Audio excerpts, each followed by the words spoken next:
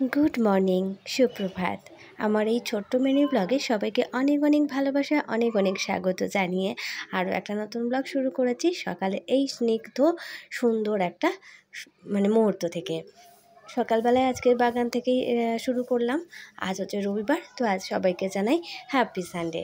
রবিবার মানে সব কাজ একটু ধীমে গতিতে হয়, আর আজকাল তো আমাদের সব কাজই ধীমে গতিতেই হচ্ছে।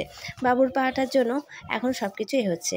তো বাবু টুকটাক একটু বেরোচ্ছে, অল্প কিছু এর কাজ হলে, হালকা কাজ হলে অল্প কিছু করার চেষ্টা করছে। যাই হোক, করতেই হবে, যেহেতু সংসারের দায়িত্ব রয়েছে তো সবাইকেই করতেই হবে।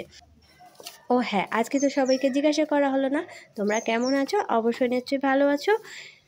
ভালো থাকলেই সবই ভালো। আর এমনি যা বাইরের অবস্থা, তো সবাইকে ভালো থাকতেই হবে এখন। যাই হোক, আমি আমার বাগানটাকে সুন্দর করে এদিকটায় পরিষ্কার করে দিয়েছি।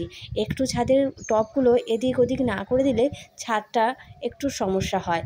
বৃষ্টি পড়ছে তো জলগুলো দাঁড়িয়ে যাচ্ছে আর একটু কালচে হয়ে যাচ্ছে, তো সেই কারণেই আমি ছাদের টবগুলোকে একটু এদিকে একদম মিডিলে দিয়ে দিলাম।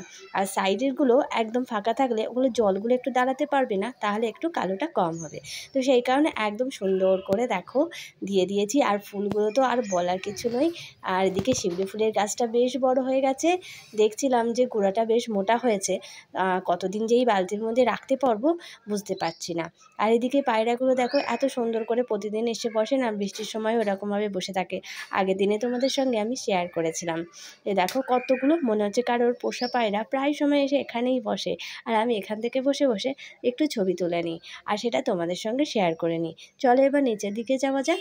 মামাকে তো সকালবেলায় প্রথমেই ওর ব্রাশ করে ওকে খেতে দিতেই হবে, তো সেই কারণেই সেই কাজটা আগে কমপ্লিট করে নিই। তারপরে বাকি কাজগুলো তো আছেই, তো সেইগুলো আস্তে আস্তে করে করব। আগে মামাকে একটু দিয়ে দিই।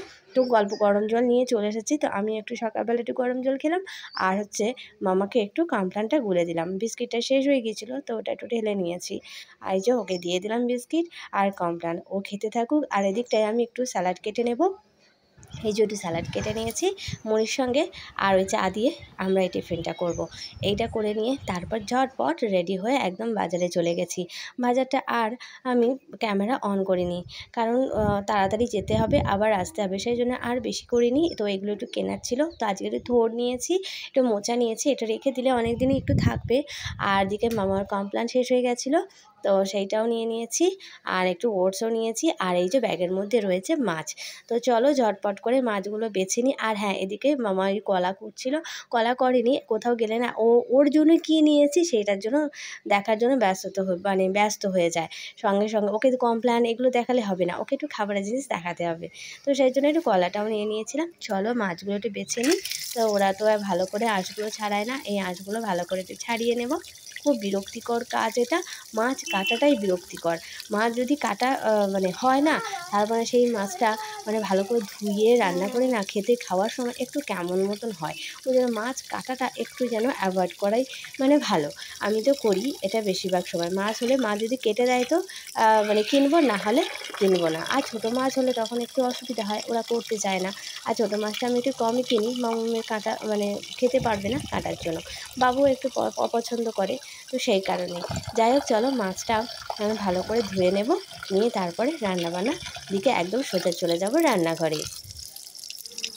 আজকের রান্নার মধ্যে শুধু ওই সর্ষে দিয়ে মাছের ঝালটা করব, অনেক দিন করা হয়নি। বাবু বলছিল যে করি, আগেও একটা সপ্তাহ আগে নিয়ে আসা হয়েছিল, তখনও ওই সর্ষে দিয়েই করেছিলাম। এই সপ্তাহতেও তাই করতে বললো। আর কুমড়ো আলু তরকারিটা একটু করে নেব, এটা রাতের জন্য করব।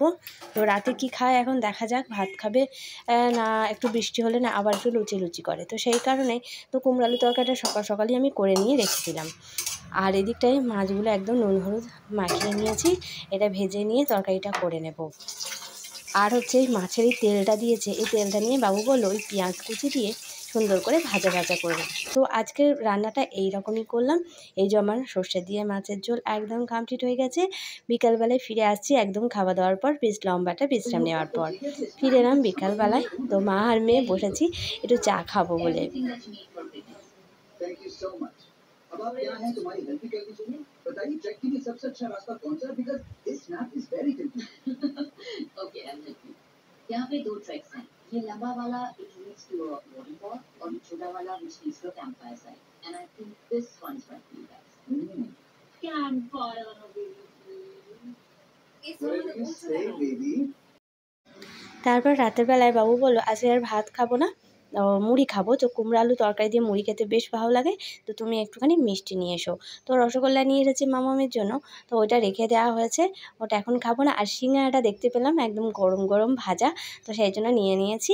আর এদিকে জিলিপি নিয়েছি, মামাও বেশ পছন্দ করে। তো বন্ধুরা, আজকের ব্লগটা এই পর্যন্তই, ফিরে আসবো আরও একটা সুন্দর ব্লগ তোমাদেরকে উপহার দেওয়ার জন্য। টাটা বন্ধুরা।